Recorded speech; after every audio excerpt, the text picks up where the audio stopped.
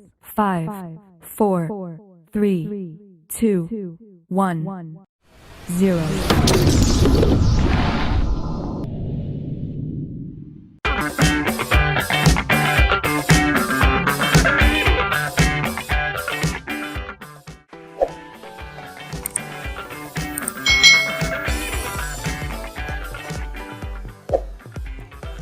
Hai. Selamat datang di channel YouTube Kak Citra. Apa kabar adik-adik semuanya? Kak Citra berharap kalian dalam keadaan yang baik, sehat, dan siap untuk belajar ya. Hari ini kita akan belajar bersama-sama untuk mata pelajaran tematik kelas 2. Kita belajar di tema 4, hidup bersih dan sehat, subtema 2, hidup bersih dan sehat di sekolah, pembelajaran yang kelima. Mari adik-adik kita belajar dengan penuh semangat ya. Adik-adik, kelas dan pekarangan sekolah Dayu telah bersih. Dayu mengetahui cara menjaga lingkungan sekolah agar bersih dan sehat. Di sini ada percakapan antara Bu Guru, Dayu, dan teman-temannya. Mari kita simak bersama-sama. Anak-anak, apakah kalian sudah tahu cara menjaga lingkungan sekolah agar bersih dan sehat? Sudah, Bu.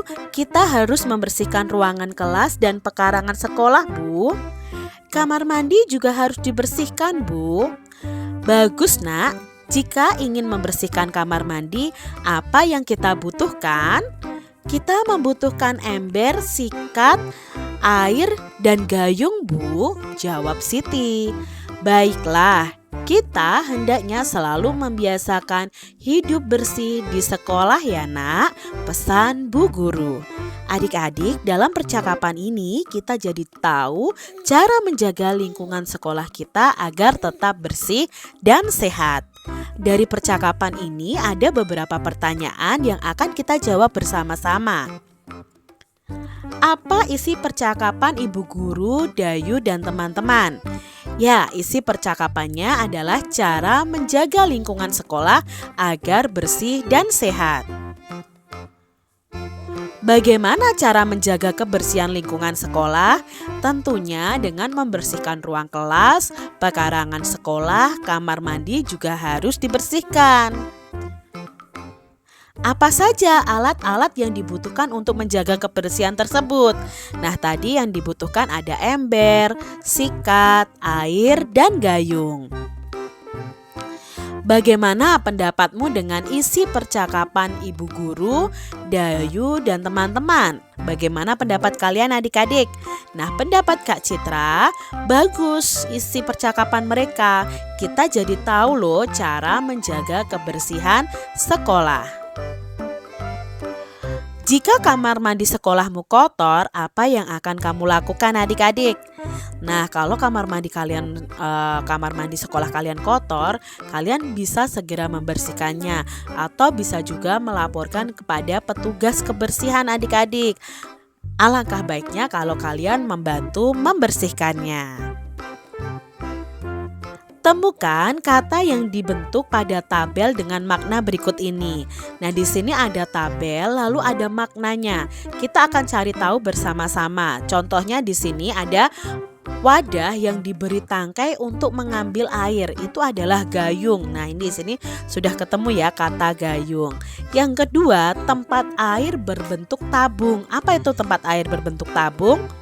Ya, ember. Kita cari kata ember nih dalam tabel berikut ini. Ya, ini adalah kata ember. Ember itu adalah tempat air berbentuk tabung. Lalu pembersih yang dibuat dari bulu dan diberi dasar tempat berpegangan. Apa ayo? Ya, sikat. Coba adik-adik cari kata sikat dari tabel berikut. Ya, ini adalah kata sikat yang berarti pembersih yang dibuat dari bulu dan diberi dasar tempat berpegangan. Berikutnya, ada bacaan cara menjaga kelas agar bersih. Mari kita simak bersama-sama. Banyak cara yang dapat dilakukan untuk menjaga kelas agar bersih. Lantai, tembok, dan langit-langit harus dibersihkan setiap hari adik-adik. Jika lantainya berdebu, hendaknya dipel agar debunya terangkat dengan baik. Perlengkapan kelas lainnya juga harus dibersihkan, misalnya lemari, papan tulis, meja, dan kursi. Setelah bersih, kelas juga harus ditata dengan rapi. Jadi adik-adik harus membersihkan kelas kalian setiap hari ya, kalau kalian sudah masuk sekolah. Kita harus berhati-hati ketika membersihkan kelas. Hati-hati ketika membersihkan tempat yang lebih tinggi agar tidak jatuh. Hati-hati mengangkat benda yang berat. Kaki dan tangan bisa saja terimpit. Ketika membersihkan papan tulis, harus pelan-pelan agar debu tidak masuk ke mata dan hidung kita. Menjaga kelas agar bersih dan sehat itu sangat penting. Adik-adik kalau membersihkan tempat yang lebih tinggi, hendaknya kalian meminta tolong kepada teman kalian untuk memegangi kursi atau meja yang kalian gunakan untuk alas. Lalu ketika kalian mengangkat benda yang berat, juga meminta tolong kepada teman kalian. Nah, sekarang Dayu dan teman-teman telah menjaga kebersihan ruang kelas. Mereka menjaga kebersihan kelas bersama. Sikap mereka pantas loh untuk ditiru. Sikap itu merupakan contoh kebersamaan di kelas. Tahukah kamu dengan kegiatan yang menunjukkan sikap kebersamaan di kelas? Nah, di sini ada gambar contoh kegiatan yang bisa kita lakukan dengan teman-teman kita yang menunjukkan kebersamaan di sekolah. Apa saja yang dilakukan Dayu dan teman-temannya? Nah, dari gambar ini Dayu dan teman-temannya sedang menari bersama, sedang belajar kelompok bersama, sedang bermain peran dalam drama bersama. Ini menunjukkan sikap kebersamaan walaupun mereka berbeda agama, berbeda suku, berbeda jenis kelamin, berbeda perawakan tubuhnya, tetapi mereka tetap dalam kebersamaan. Sikap apa saja sih yang harus dimiliki agar dapat terwujud kebersamaan di kelas? Nah, sikap kita yang harus kita miliki supaya terwujud kebersamaan di kelas adalah: pertama, saling menghormati walaupun berbeda agama. Tidak memaksakan kehendak kepada orang lain. Lalu mau berbagi dan saling membantu, mau saling memaafkan kesalahan teman kita, mau mengakui kesalahan dan meminta maaf. Itu sikap-sikap yang harus kalian miliki agar terwujud sikap kebersamaan di kelas. Aku dan teman-teman selalu hidup rukun di kelas. Kami sering belajar kelompok, menari, dan bermain peran bersama. Kelas yang bersih nyaman untuk belajar, nyaman juga untuk melaksanakan berbagai bentuk kegiatan. Misalnya untuk latihan melenturkan tubuh. Nah, adik-adik, apa itu latihan melenturkan tubuh? Latihan ini itu membuat tubuh lentur dan tidak kaku. Latihan melenturkan tubuh banyak caranya, misalnya kombinasi gerakan persendian leher, persendian lengan, dan persendian pinggang. Nah, dari persendian leher, kalian bisa melakukan dengan cara memutar persendian leher ke kiri dan ke kanan. Itu sudah melatih kelenturan persendian leher kita.